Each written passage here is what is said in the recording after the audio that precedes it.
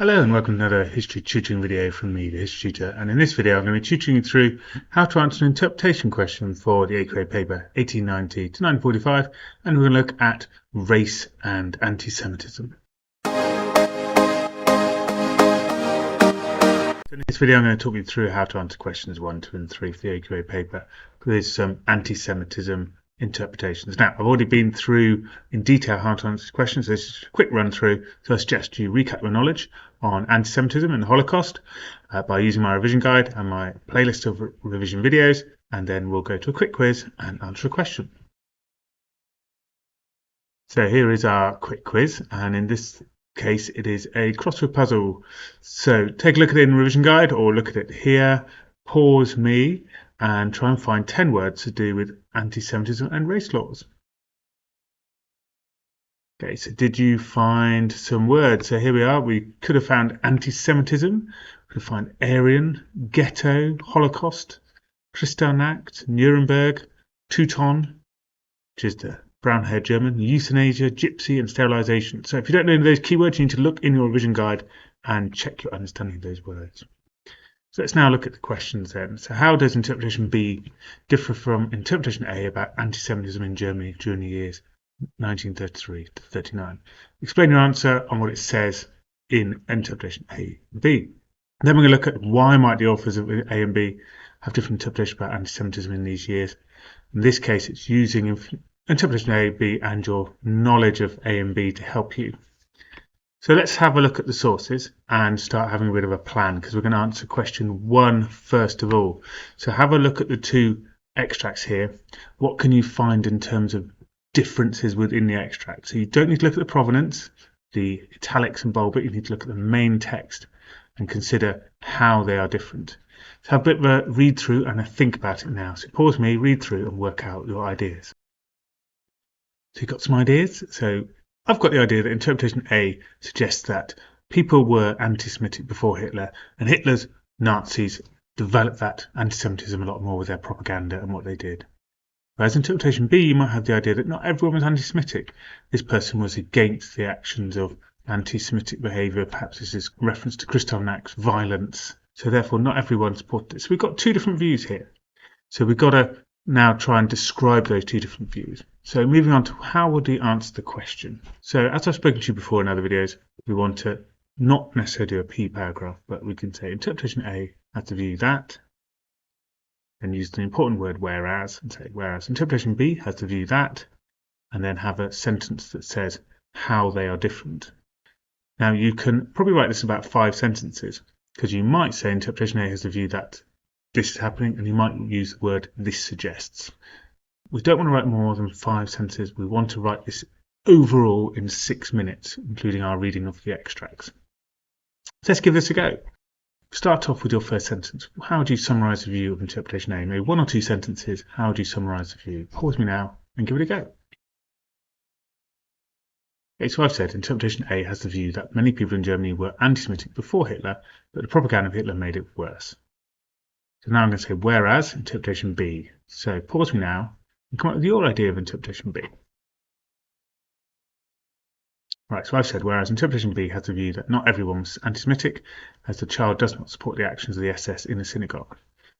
I've got again a simplistic sentence summarising. So now we need a summary phrase. So I've got some simple ideas about what the extracts say. I now need to just summarise how they are different. Pause me now and see if you can summarise with some meaning about how they're different.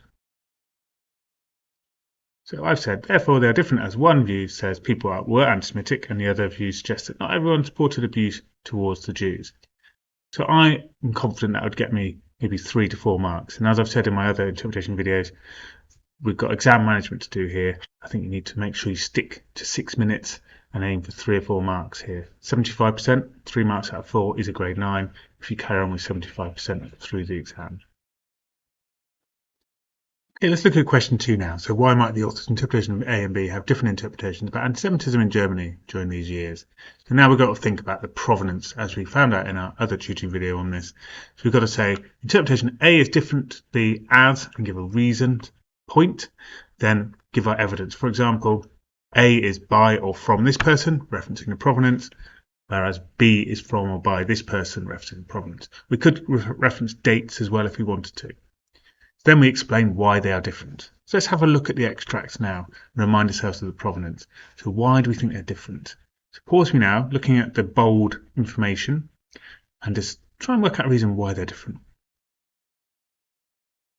Okay, have you got a reason? Well, I'm thinking about the authors here and where they're from. So Helga Schmidt was German and she was a citizen in the time.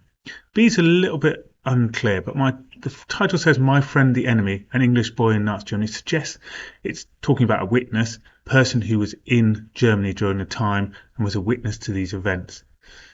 Is potentially two eyewitnesses, but the second eyewitness is English. They've not grown up during the Nazi system. They've not been indoctrinated. They've got a very different view. The alternative about B is that it's not a witness at all and it's just a made-up version of it, and therefore it's got a sort of more modern view on the events. Also, extract B is seeing Kristallnacht, whereas A is seeing general anti-Semitism. So B has a more shocked viewpoint of the events. So let's start writing our ideas now, shall we? So make a point to start with. So interpretation A is different to B because maybe consider the author or the date, whatever you'd like to argue out of some of the ideas we've talked about. What you could have said was interpretation A is different to B as A was a witness from a German background, whilst B may have been a witness from an English perspective, or not a witness at all. Let's give some evidence to back up this statement then. So now describe the provenance of A and B that backs up your idea. You might have a slightly different idea to me. You need to pick out the provenance that backs up your idea. So pause me now and give it a go.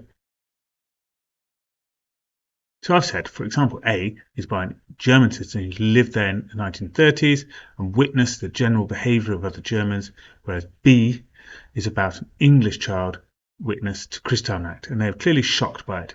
She's uncertain whether they're witness, but this is suggested in the title. So now we need to explain why they are different.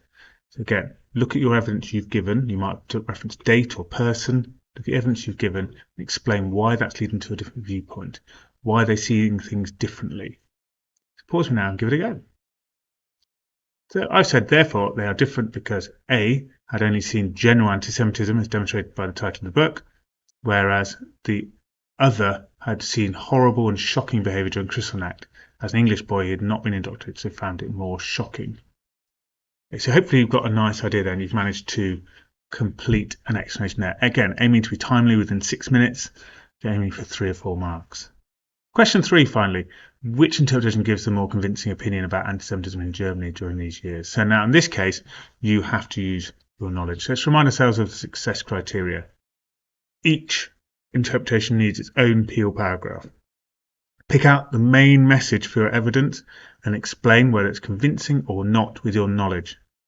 Only use the content, do not use provenance. Evaluate the extracts. They are very useful or partly useful. Try and play the game.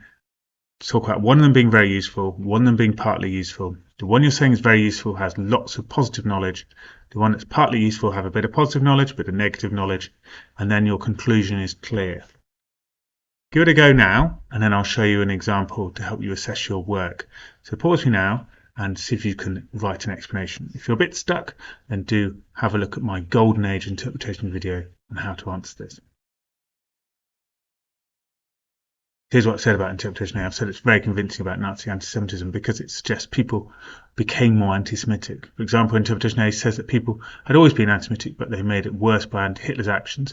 This is convincing because, and now you can give lots of knowledge about this. Anti-Semitic propaganda convinced people to be anti-Semitic. In particular, films like Jude Suisse, events like the one-day boycott of Jewish shops, and laws banning relations with Jews, the Nuremberg laws, meant anti-Semitism increased. Furthermore, it increased due to children's education, with biology lessons teaching race science. So we can talk about some of the obvious examples. Okay, so that's a nice example. Now have a go at interpretation B. Well, I hope you found that quick run through useful and helped you practice some more interpretation skills. Do have a look at more questions in the back of my revision guide, and also, if you're a bit stuck still, have a look at my World War I and also my Golden Age revision videos on those. Right, bye bye for now.